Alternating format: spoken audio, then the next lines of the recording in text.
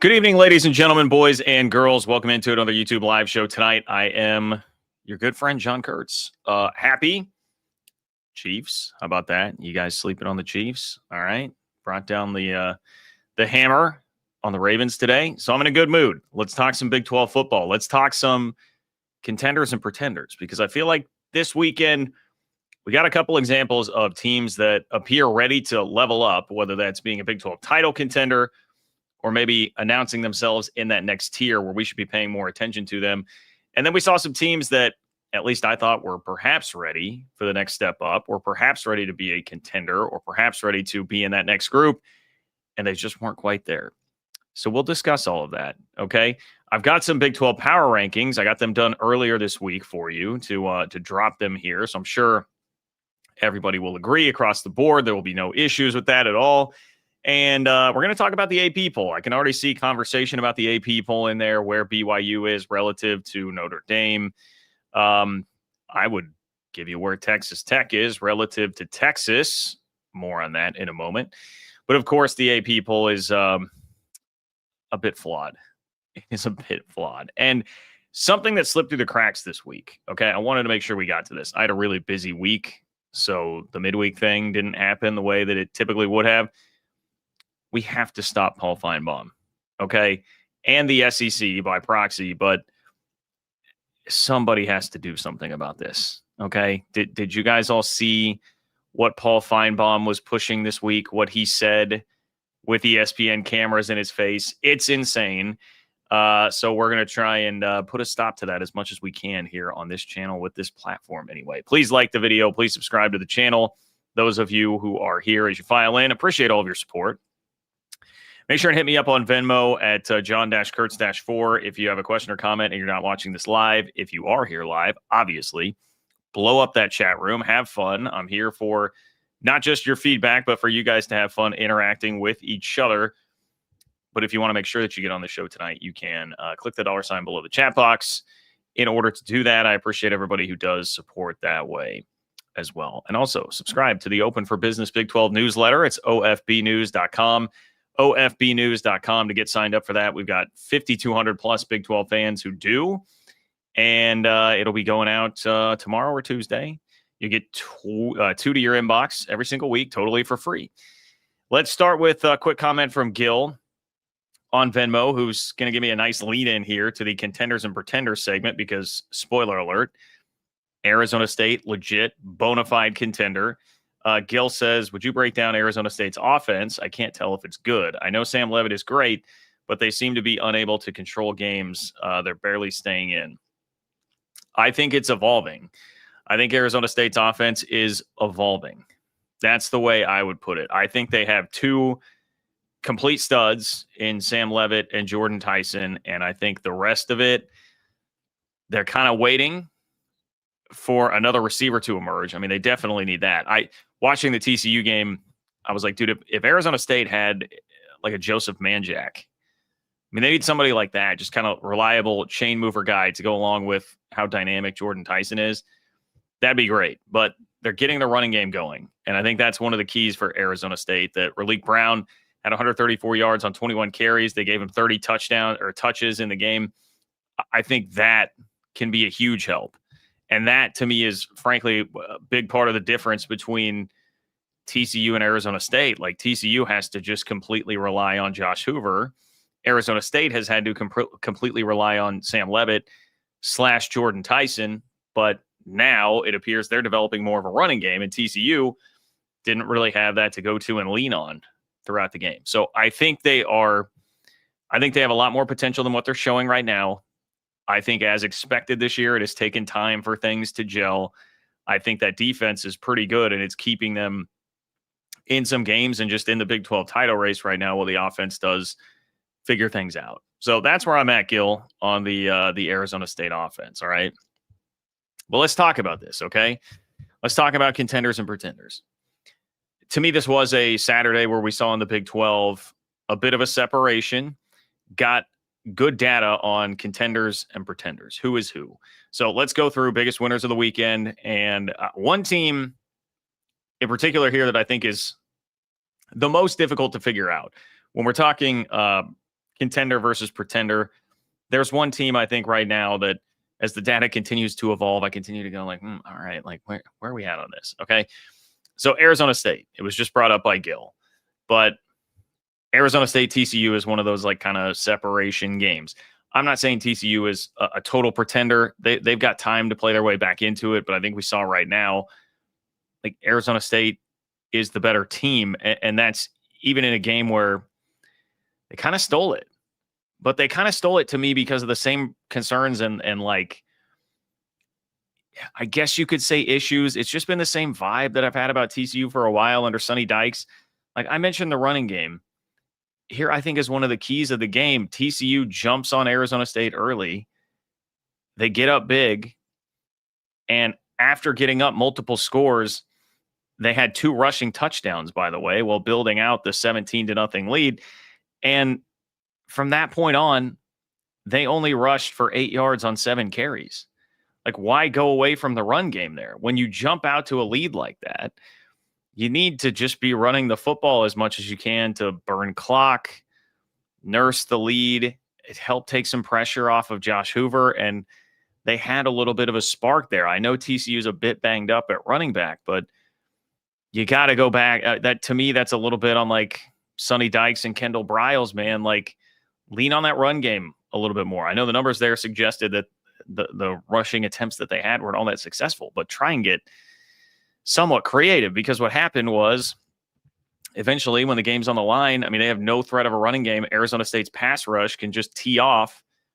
And on those last 2 critical drives for TCU, Arizona State has 4 sacks, including the strip sack that was a turnover that was basically the biggest play of the game. So that's TCU. There's always Sonny Dykes has coached in a national championship game. I understand that. There's always been something that's left a little bit to be desired with me on that. And TCU feels just not quite complete enough right now to be like legit Big 12 title contender. We'll see. That can change. They can get better. But I think that's on the other side. It's like Arizona State. One, I've seen them do it. Like this group of players do it. It was a totally different team TCU had in 2022. They exude like, and a lot of it is you take on the personality of your coach and your quarterback, and both of those guys, Sam Levitt and Kenny Dillingham, exhibit a ton of grit and toughness and leadership, and like guys who make plays in the clutch. And that's what they're showing. And they did make plays in the clutch at Mississippi State. They still lost the game because the defense gave up a home run ball, but they did make some really clutch plays. So I'm still pretty high on this Arizona State team. I'm still buying. They've got a tough schedule, and that is definitely going to be something to monitor. The game against Utah, awesome game early in the Big 12 season here, Arizona State, Utah, right? But that's one where I felt a little bit of separation, a little bit of a difference there, as much as it did feel like in the immediate aftermath of that game, wow, that kind of got stolen from TCU, in a way. TCU definitely let it slip away. Iowa State, Arizona. I mean, this one I think predictable, but a big time separation between a team that will be fighting for a bowl, and I think can be a bowl team, which is a great step in the right direction for Arizona, and a team that is legit college football playoff good in Iowa State. I don't know if that means that they're Texas Tech good and Big 12 champion good, but they're certainly worthy of college football playoff consideration. Iowa State. I mean, that game was really kind of an Iowa State special. Like, it was not this 55-0 dominating win where Iowa State just overwhelmed Arizona State with talent, because that's not really what Iowa State does. It was a bit more of like, if you listen to the Solid Verbal, they'll talk about like a crock potting, slow cook, not like a flash fry, but you're just slow cooking in the crock pot. That's really what this was, man. That's what this was from Iowa State. They just slowly squeezed the life out of Arizona and did so in a fashion where it never felt like Arizona was very competitive at all. I think the biggest development in this game for Iowa State was getting Chase Sowell going a little bit. He had catches of 43, 32, and 52 yards, and he came into the game with 32 yards receiving. So he has 3 catches that were as much or more yardage than he had on the entire season coming into the game. That was big receiver that they got out of the transfer portal from East Carolina, somebody that they expected to be a huge part of the offense. So if Rocco Becht has another weapon here, and I know Sowell has been banged up this year. He's had an injury that he was fighting through coming out of fall camp. That's huge. That's huge for the Cyclones. But look, they were pretty dominant in all three phases. You go look at the box score, the yardage isn't that different. But like if you watch that game, I mean, again, it never felt like Arizona was seriously threatening at all. Picked off Fafita a couple of times. Special teams got a sweet, cheap 2-point conversion early in the game. They were using a backup kicker. That didn't matter. Still converted a field goal. And then, as I said, 288 yards passing for Iowa State. Chase Sowell got going. Carson Hansen was having a nice night on the ground. So Arizona just, they weren't ready for that kind of a game. They're not ready for the bright lights like that. And that's okay. That's okay. That doesn't have to be taken as like a big slam. It's just the reality of where Arizona is at right now. Cincinnati and Kansas. Another one of these games where I felt like, and this was a surprise to me. I would have gone into this saying, well, this will probably won't be one of those games when we learn, all right, like, Cincinnati is just going to be lucky to make a bowl game again this year, really fighting and scrapping for it. Meanwhile, Kansas is pretty good. No, it's kind of flipped on its head. Like Cincinnati had 3 touchdowns called back. Ridiculous call that took back a return touchdown that cost them points. They get a holding call at like the 1 yard line that takes a touchdown off the board, like the 1 inch line. I mean, they were like, inside the 1. Terrible holding call to pick up. That took points off the board. There were all sorts of things that Cincinnati had to fight through in terms of adversity from the officiating crew. The spot that Jalen Daniels got, right? And yet they still fight through and win. I mean, I think they were the better team. Now, Kansas, the offense was like a virtuoso performance from the offense, aside from 1 fumble from Jalen Daniels. But Cincinnati doing that without Dante Corleone, one of the best defensive linemen in the conference, certainly the heart and soul of that defense for Cincinnati, incredibly impressive. And it's the type of win that, like, we just haven't seen that from Scott Satterfield, to go in and beat a team like that on their home field. I still think Kansas is pretty solid, but they were not quite at the level that I thought they would be. If Kansas were going to be legitimately in the Big 12 title conversation, that's a game you got to win. That's a game you got to win at home. So that to me was a bit of separation in a surprising way. I don't think Cincinnati's in like Big 12 championship contender tier. Now, if they beat Iowa State this weekend, we'll talk. Let's talk. Pull up a chair. And the Vegas line right now has Cincinnati actually as a slight favorite. I was just looking at S&P Plus from Bill Connolly at ESPN right before I popped on here. They had it at like 3.2. I think Iowa State by 3.2. So field goal game either way. I mean, that's going to be close. But Cincinnati now gets a chance to level up and try and do that. So, I mean, your big winners this week in the Big 12, Arizona State. Obviously, I would tack on to the Arizona State conversation here. Mississippi State lost, not looking nearly as bad. Yeah, Mississippi State did lose to Tennessee, but a really close game, one that I actually watched a lot of. I mean, they should have won that game. And Mississippi State is now 4-1. They are markedly improved from last year. The narrative around the Arizona State loss when it happened was, okay, you went and lost to the worst team in the SEC last year. Don't think that's going to be the case this year, man. Don't think that's going to be the case.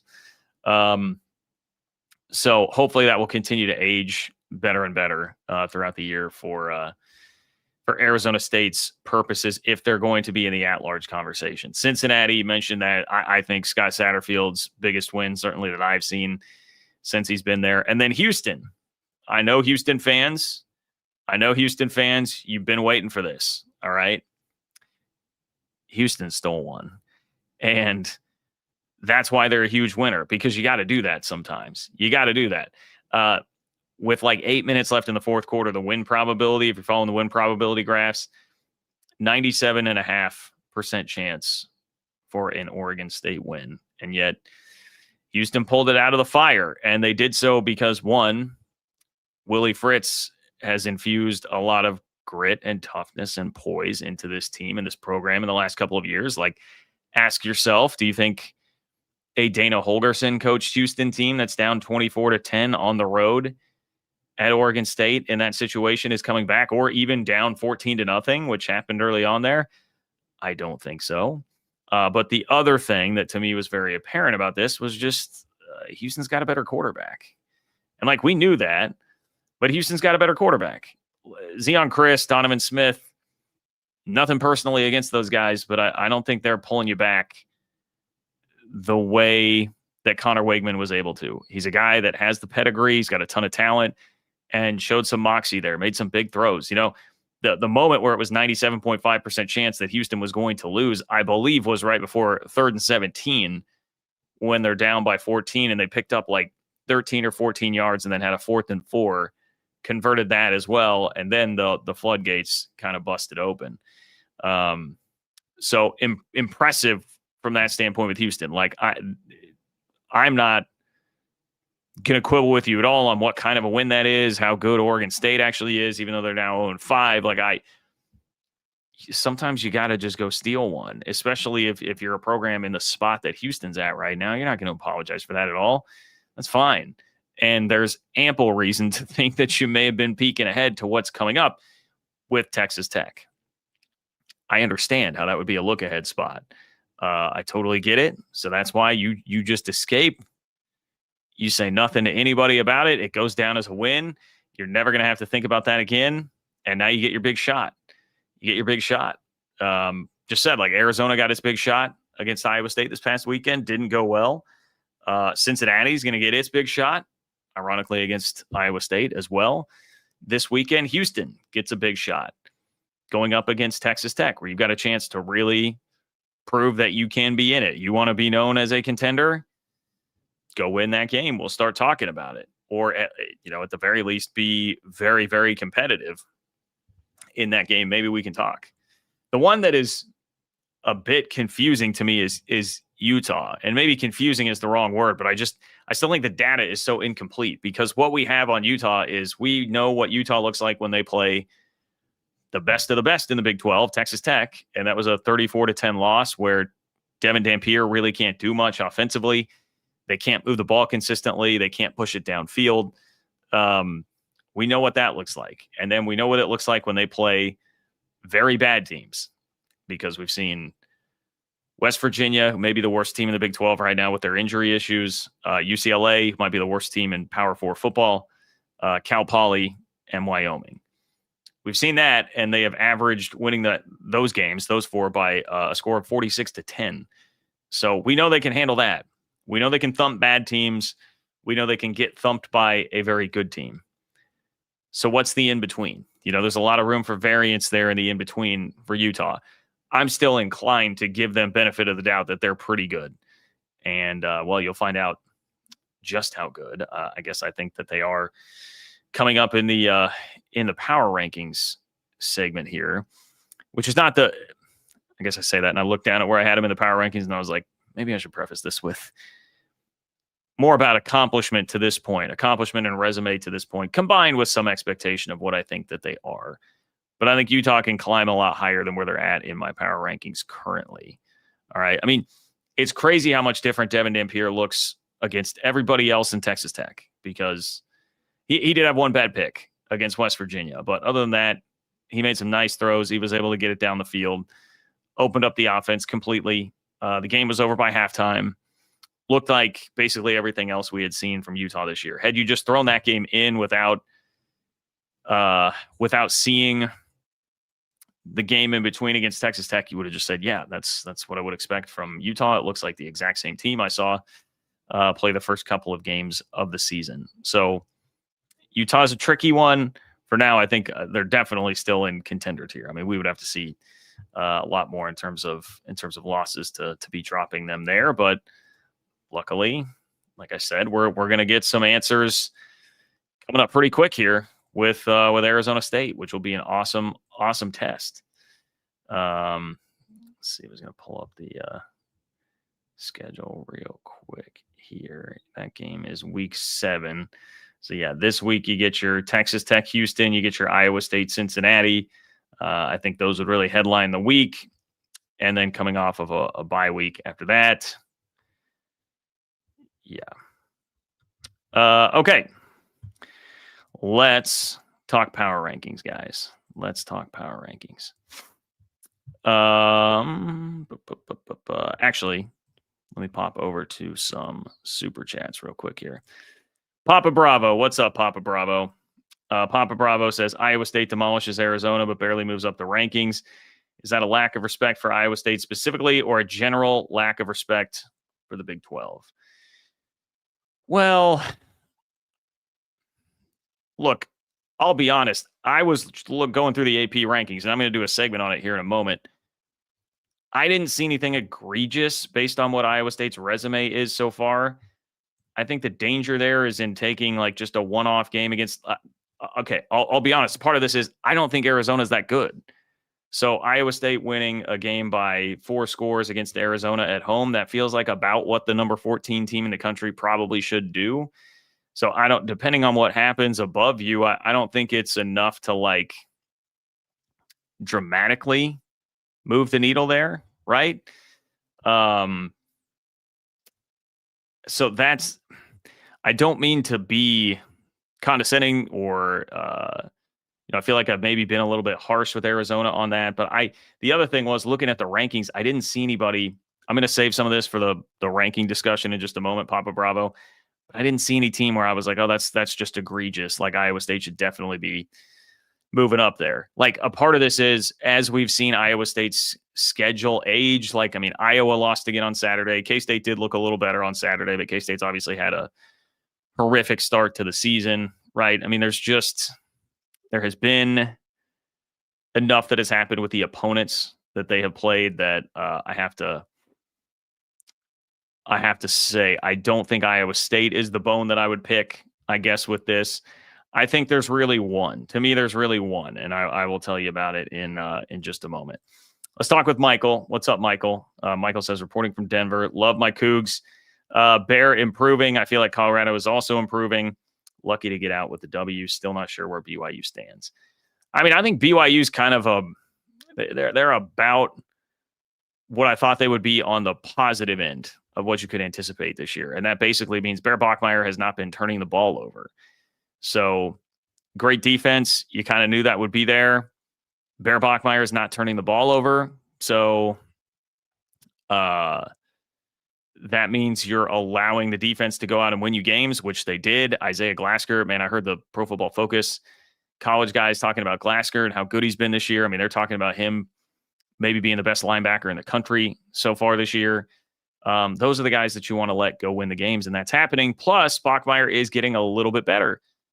And, well, I mean, really, he had to take over the running game with LJ Martin a little bit more bottled up on Saturday. So he's coming along, dude. And at the same time, he's just a really steady hand at quarterback. So I think it's the best version of what I would have predicted for BYU is where they stand. And the best version to me, I would have said that's a team that's like fringe top tier contender. That kind of floats to me between tier 1, tier 2.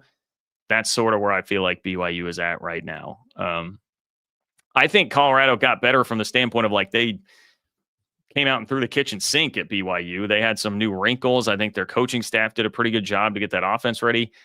I still do just wonder about a quarterback. I don't know that they have enough playmaking ability there. Like, I guess Caden Salter has some ability. It's just not consistent enough. But you also have to keep in mind that going up against BYU's defense, that's going to be one of the best, if not the best, in the Big 12, and that Colorado will see this year. I mean, we have seen Colorado, I guess to your point on Colorado, we've seen them play Georgia Tech very close. We've now seen them play BYU very close. If you're going by who have they beaten this year, none of that's going to be very impressive. However, they have done a pretty good job in 2 games against 2 teams that are ranked. You know, I mean, those are a couple of ranked opponents. So anyway, Michael, those are my thoughts. Oh, I see Michael also says Ute fans giving BYU crap. I think CU beats them. Well, where's that? See where that game is being played. Or if they're even playing this year, if you're just saying that's a hypothetical. Okay, it's at Utah.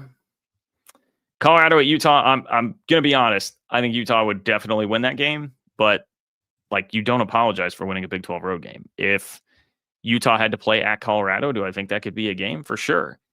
I definitely do. But I wouldn't worry about it too much, Michael. You'll get your shot at Utah coming up here. You just need to keep winning games. Alan, what's up? Alan says, John, Jayhawk D didn't show up, and Cincy is so good. Still, KU2 plays away from 5-0.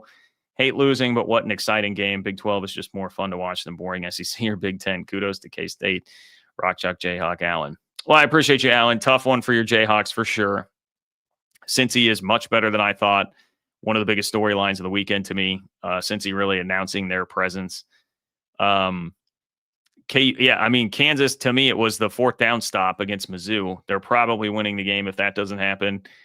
And if they don't give up the 4th down conversion, the one-handed catch to Cincinnati, or if you want to say the play to change is the Jalen Daniels fumble, whichever. Yeah, I think you are correct. I don't know, man. KU fans, I know, was like a tough one to take in the moment, but I was hearing so much about Kansas fans really coming down on Jalen Daniels and the ball security and fumble. And I'm like, God, man, that is crazy. I just heard some grumbling from some folks that I know that are KU fans. Like, man, our people are being really hard on Jalen Daniels. I was like, I don't know how you would blame anybody involved with the offensive output when Jalen Daniels has 500 yards combined, 4 touchdowns, and put together what was basically the game-winning drive, and then his defense coughed it up. Like, what do you want from the guy? Like, it was an almost perfect showing from him. So, yeah, I still think KU is pretty good, but the defense is going to be a problem. I mean, Mizzou, this to me lends more credibility to what Mizzou did, which was Mizzou had over 500 yards. I think Mizzou was pushing 600 yards of offense. So the defense, it's not championship caliber right now. That's going to be the limiting factor on this team. Unfortunately, Alan, I'm glad you bring up the Big Ten being kind of boring. I was going to say I didn't see any of the Oregon Penn State game live when it was happening. So I watched an extended highlight cut up of it today. Like a 20-minute thing. And I kept looking. I'm like looking down every time they cut to a new highlight. I'm like, there's still no score. What we're in the. How deep are we in this game? There hasn't been a touchdown. We're in the 4th quarter. Like, it's just like, what a mind-numbingly boring game that seemed like. Incredible atmosphere, and you got overtime, so the finish was good. But yeah, that seemed pretty boring. Alan. I appreciate you, man. Thank you, sir. Short Bus, what's up, Short Bus? Short Bus says, ASU.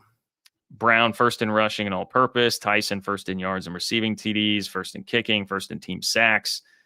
Crooks first in tackles. All with a struggling O and 4 D starters out. # fear the fork.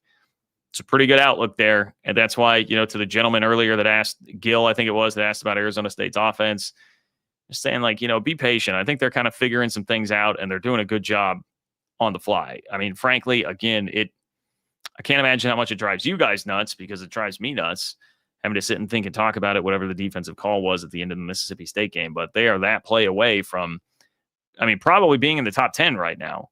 I think is honestly where they would be had they won that. So instead, they're lurking now at the very back of the top 25.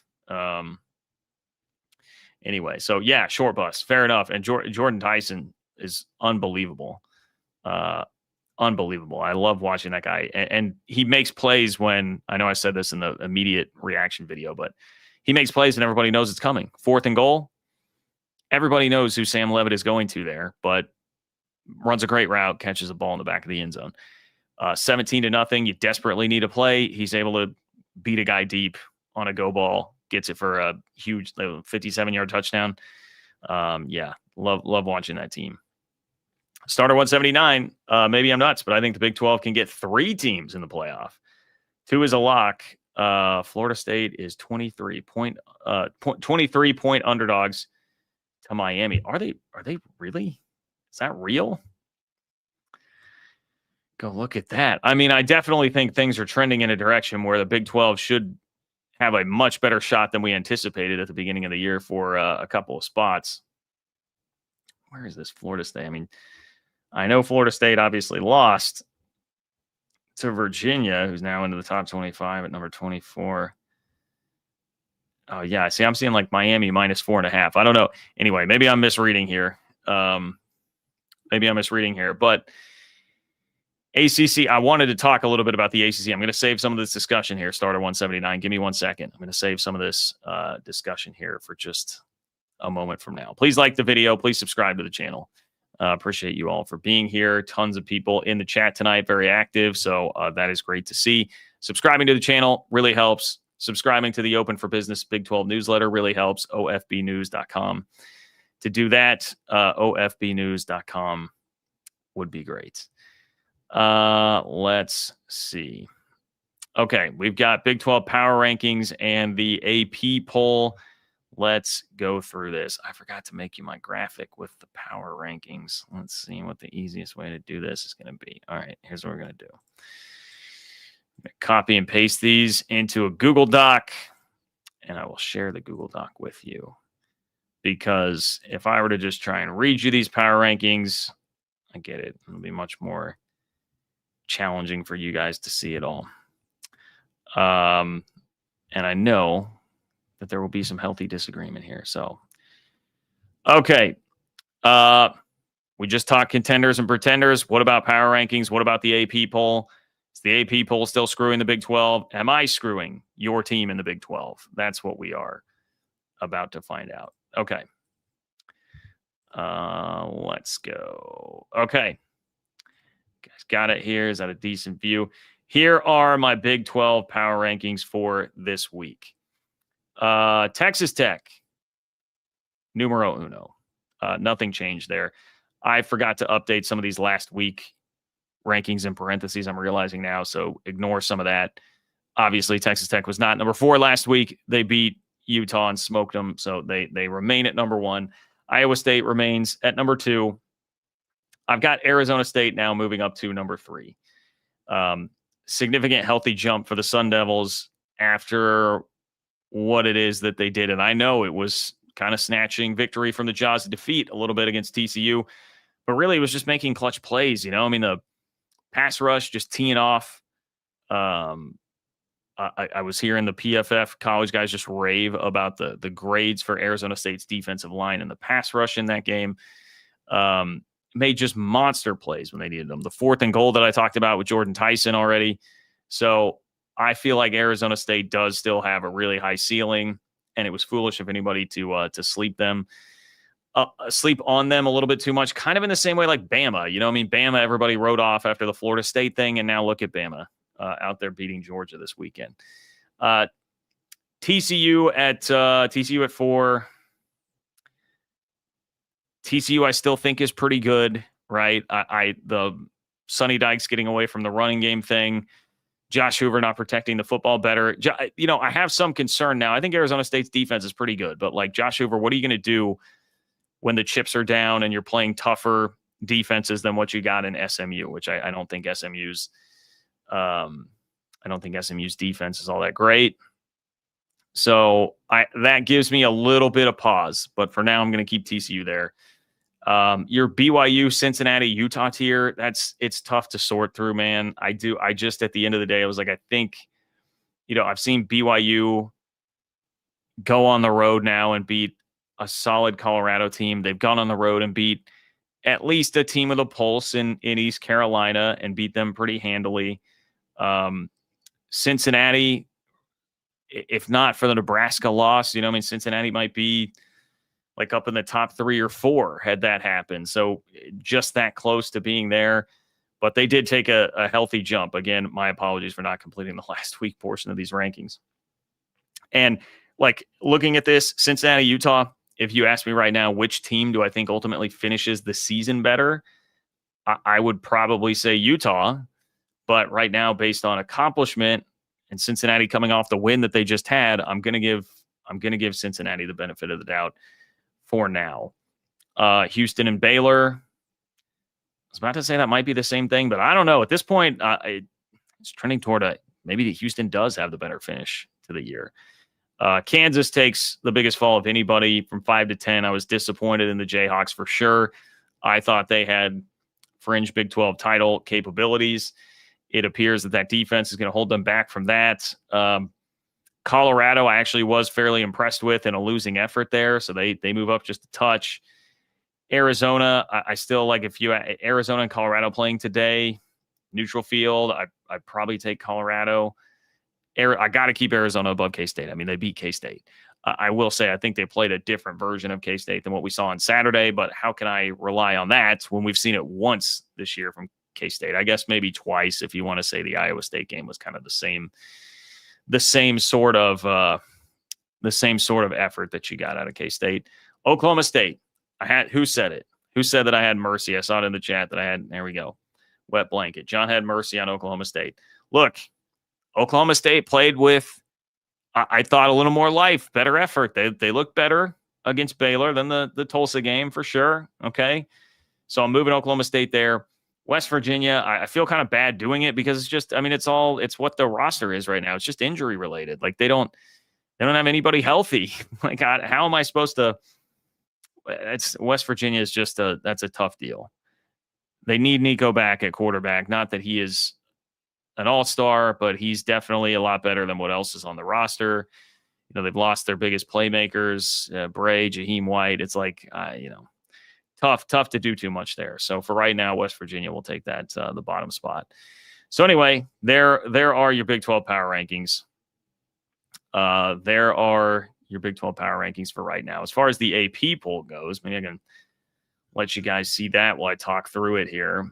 I do want to also have the Big 12 v ACC discussion as far as that goes, because I think it's getting more and more interesting, as Starter 179 kind of alluded to just a moment ago. So, all right, we got AP and coaches poll here. Okay, well, I'm going to have to...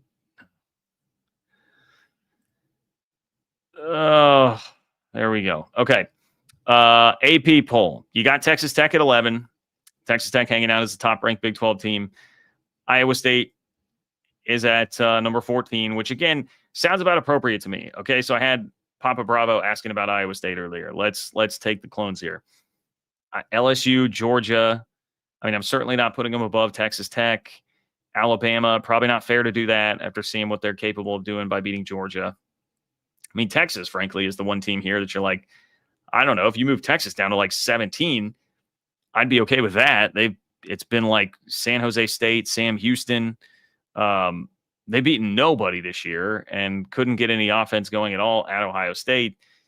Did not look very good. That's the one team that frustrates me, honestly, there. And so my biggest beef and my biggest bone to pick with this poll, back to that question earlier, was Texas Tech being behind Texas. I mean, give me that game right now. You imagine Texas having to roll in like Arch, having to go to Lubbock right now? Good luck, buddy. Have fun with that defensive line. I would love to see that game right now, and I think Texas Tech has proven a lot more than Texas has this year, so that to me would be definitely the biggest beef. Moving down. Sorry. BYU at 23, so BYU moves up a couple of spots, and Arizona State back into the top 25, and this is just crazy how thin the margins are, because like I said earlier, had Mississippi State not completed that long bomb, had Arizona State just played something not as risky, just made a call that was not as risky as what they did, Arizona State's probably in the top 10 right now instead of just right at 25 hanging on there. But I think they are very dangerous. I would not sleep on them. Watch out for them. Utah is hanging out here at 27. Okay, so they are getting some votes. TCU still getting a couple of votes after they dropped out as well. So that's what you've got for the Big 12 right now in the AP Top 25. I wanted to bring up the comparison with the ACC because the ACC has number 2, number 17, number 18, number 24. The Big 12 has 11, 14, 23, 25. Both leagues have 4 teams ranked. But I would tell you, like, if we're going blow by blow here, if you're going to compare like Arizona State to Virginia, you know, they're both at the very back end of the top 25. I think Arizona State's a much better team than Virginia. If you're going BYU versus Georgia Tech, I mean, they certainly look like equals based on the game that each of them played in Boulder. Very similar outcomes there based on the one common opponent that you have. Iowa State v. Florida State. who wouldn't want to see that matchup? I mean, it feels like those teams are pretty evenly matched. And then I know what a lot of people will point to, like, okay, well, Miami, who's the Big 12 going to have that matches Miami? I mean, I know Texas Tech does have a lot of talent. They sure flexed it. They need to prove it over a bigger portion of the season. They are less proven than Miami for sure, but I'm not convinced that it's just like a runaway that Miami is like that much better than Texas Tech this year. So, and outside of that, I mean, look at what's happened to the ACC so far this year. If we're just going off the last couple of weeks, Florida State lost at Virginia in a wild game. Georgia Tech barely escaped Wake Forest. They needed overtime to win at Wake Forest. Syracuse, I just watch what happens. Syracuse, beats Clemson, has that huge win, and then they lost by 5 touchdowns at home to Duke. 5 touchdowns at home to Duke.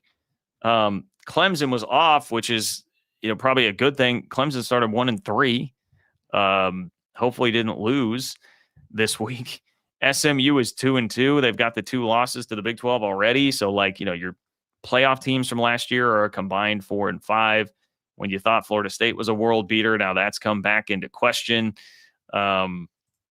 It's definitely a healthy debate there about which league is better. I would not say that it's like a slam dunk that one is better than the other, but I think it's a healthy debate and a healthy discussion. And this is where, you need Texas Tech to really hold up its end of the bargain at the top part of the conference there, because that would be the one thing.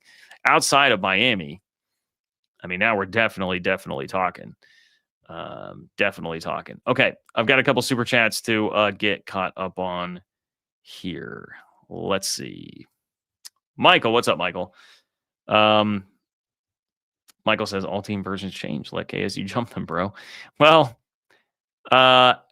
yeah, I need to see more. I need to see it more than 1 week. Michael, I do think it's fair to say, K-State was so bad.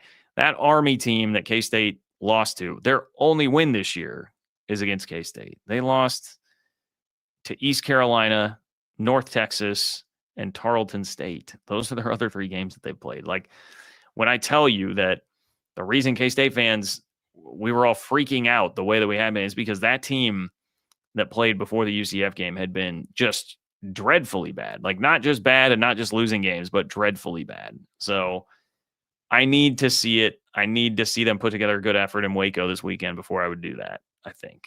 But I will be intrigued to see how that goes for sure. Gentle Brutality. What's up, Gentle Brutality? A lot of excitement in Houston for the Cougs. A lot of upset projections down there. Ooh, lots of upset projections. Okay, Houston trying to get a little frisky, huh? I like that. Look, I like that. Okay, so I was going to pull up what is our handy dandy ESPN. All right, 75-25 is what they give Texas Tech a 75% chance to win that game on Saturday night at Houston. I just had Bill Connolly's S&P Plus pulled up. Let me go look at that just to get a gauge here on what others are saying. Look, my initial reaction is I think it is dangerous. Okay, it is certainly dangerous for Texas Tech. Do not get me wrong. But I do not, I'd have it at like 80-20 probably that Texas Tech wins. 80-20. Bill Connolly, we got some Big 12 stuff, or are we just going by the night window? Oh, no. Where's the rest of this, Bill? Where's the rest of this? Here we go. He's got Texas Tech by 14, and look at that, 81% win probability for Texas Tech. So I say 80-20. Bill Connolly's S&P Plus says basically 80-20. But Houston, this is your chance. If you're frustrated that you haven't been getting enough coverage here, go win the game, and I'll start talking about Houston a heck of a lot more. And you've already earned my respect and attention to the fact that I will be locked into that game. I will be absolutely tuned into that game and excited to watch it. About as excited as any Big 12 game that we've had so far this year. So I think you would need Texas Tech to probably be a little bit out of sorts, be riding too high off of what happened at Utah, which I think there's a lesser chance of that based on the fact that they've had a bye week to think about it. But we'll see. We'll see. I certainly hope for a fun game out of that. I definitely do. All right, I've got one last thing for you here. So a couple of reminders. Please do like the video, subscribe to the channel. Appreciate everybody who's here. Go to ofbnews.com to subscribe to the Open for Business Big 12 newsletter. That would be great. Appreciate all of you guys who are subscribers, over 5,200 of you. But I haven't talked about the SEC in a minute, and I know that I know all the haters out there from SEC country think that I do this too much, but we got to stop and have a serious conversation here about what Paul Finebaum is doing. Okay, Paul Finebaum and the SEC are coming out here and basically telling you like they're gerrymandering the college football playoff selection process, trying their damnedest to do it, and now they're backing that up with some threats here, which to me, it just shows the act of an increasingly desperate conference that really sees the landscape shifting.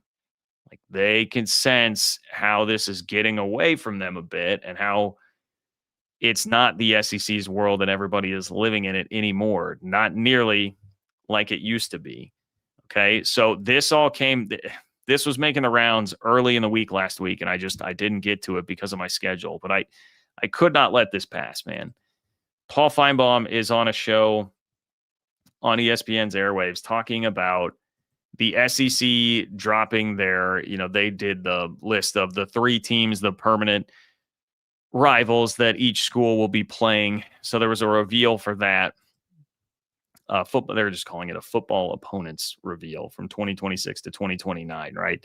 There was a lot of stuff that was kind of funny with this, like Texas A&M Mike Elko was sort of needling Missouri a little bit. And I know people, it seemed like it was more like, we're not like geographically connected. Why is this? It's like, buddy, you guys used to be in the same conference. Okay. There's a reason that you're playing each other. You do have some history there.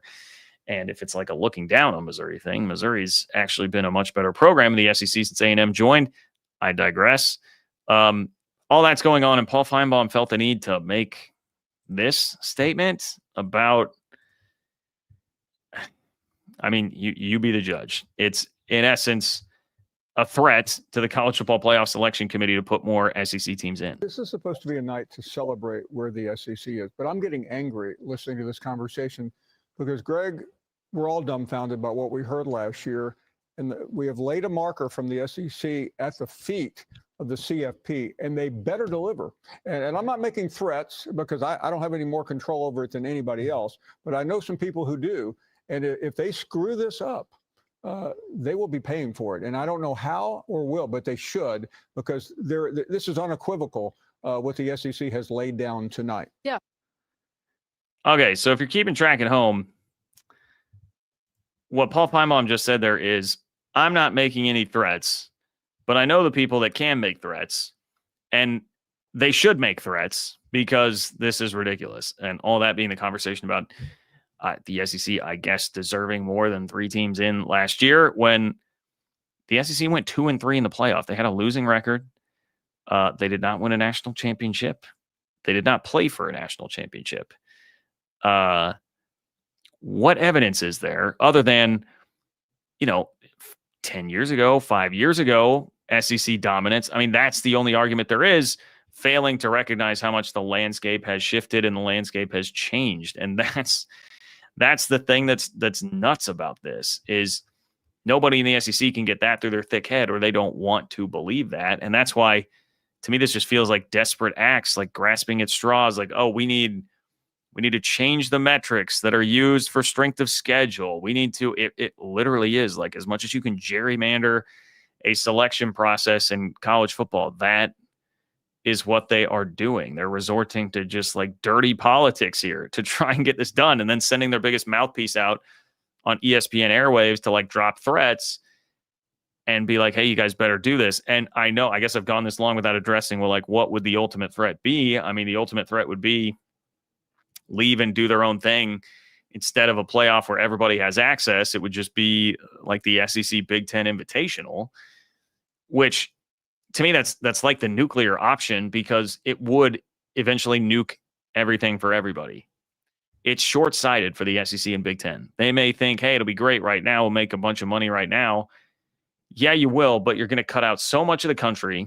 It's going to become so much more professionalized and lose all of the things that make everybody love college football, that there will be diminishing returns. The product will get worse.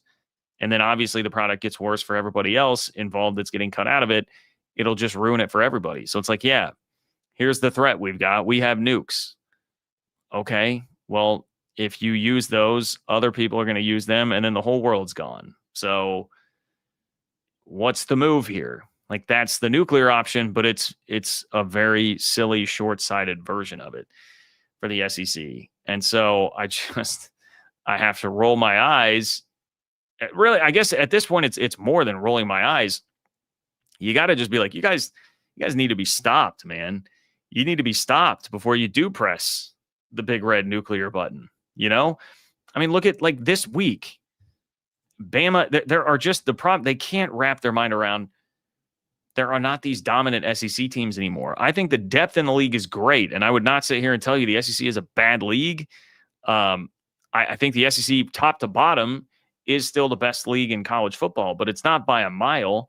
And that's in large part because they don't have dominant forces at the top. Like Bama and Georgia are not that anymore. The Bama team that just won between the hedges at Georgia lost to Florida State, who just lost to Virginia, right? And I know you can say, well, you can't play this comparative score game, but we have enough data here last year, this year, to just suggest like it has changed. And the year before when Michigan won the national championship, like it has changed. The SEC hasn't even played for a national championship in a couple of years.